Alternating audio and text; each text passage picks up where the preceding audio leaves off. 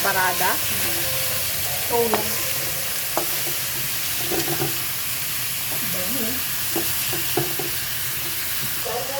Thank you.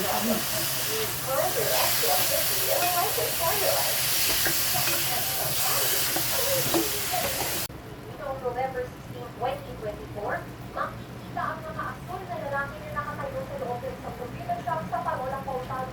May pinagkikilalang shabu na nagkakalaga ng 150 pero inamin gumagamit sila nito. Depende sa gunman, may atraso na sa kanya.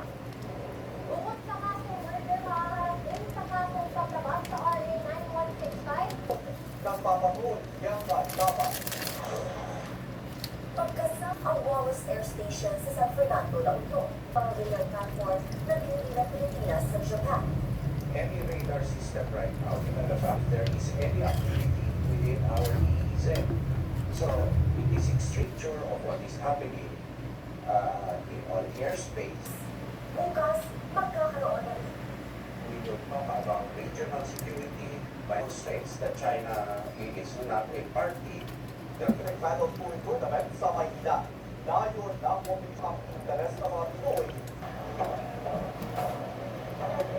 Sa isang lugar kung saan siya minulestya.